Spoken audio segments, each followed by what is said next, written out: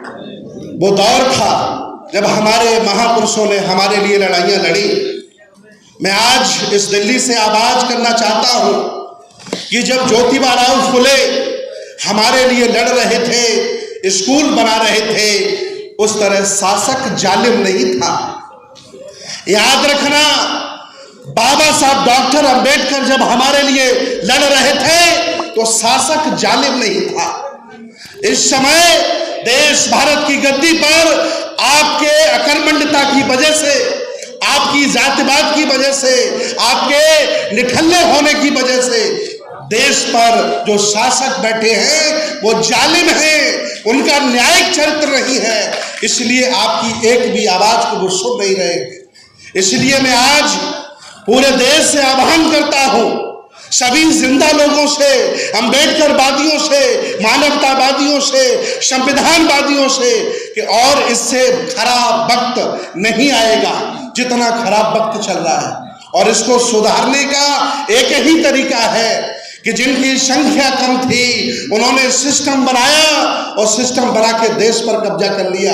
आप बहुसंख्यक हो, इतनी संख्या आपकी है, लेकिन कोई सिस्टम नहीं बन पा रहा है। लेकिन फिर भी 100 में 2 जिंदा लोग हैं जो लगे हैं और संघर्ष कर रहे हैं। ये बहुजन महापुरुषों का आंदोलन चल रहा है।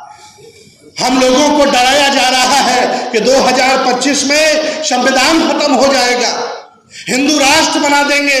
मैं भी ये घोषणा करता हूं, आप सभी लोगों से निवेदन करता हूं, जिंदा जागरूक लोगों से, कि 2025 तक 25 करोड़ लोगों को बौद्ध बना दीजिए। हिंदू अल्पसंख्यक हो जाएगा। कभी ये कहेंगे नहीं कि हम हिंदू राष्ट्र बनाएंगे। ये SC OBC माइनॉरिटी का देश है, ये बहुसंख्यक लोगों का देश है। हम लोग कोई काम नहीं कर रहे हैं, लोगों के बीच में नहीं जा रहे हैं, कैडर खत्म कर दिया। जो लोग सक्षम और मजबूत हो गए घरों में मजे काट रहे हैं।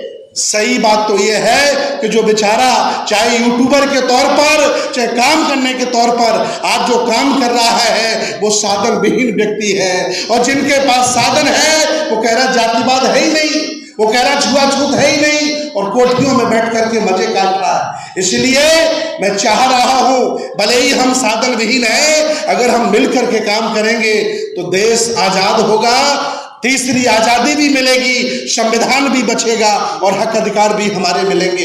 एक बात अंत में भगवान बुद्ध की कह करके मैं अपनी बात समाप्त करता हूं। बुद्ध ने कहा था 2 तरह के पुत्र होते हैं, एक होता है विचार पुत्र और एक होता है रक्त पुत्र। बहुजन समाज के लोगों, मैं मानता हूं आपने पुत्रों को जन्म दिया है, लेकिन तुमने रक्त पुत्र ज्यादा पैदा किए हैं। अगर तुमने विचार पुत्र पैदा कर दिए होते तो तुम्हारी ये हालत नहीं होती।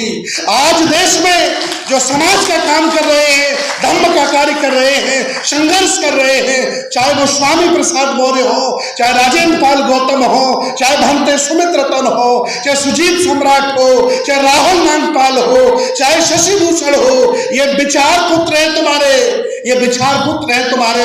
घर से निकलते हैं, ये चीवर रूपी कफन डालकर निकलते हैं।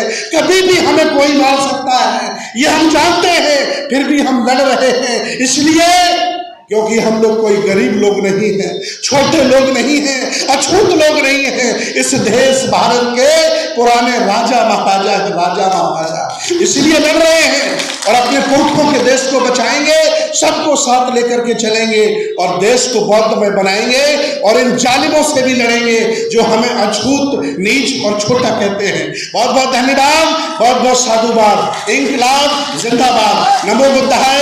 जय भीम, जय संविधान, जय समर भारत।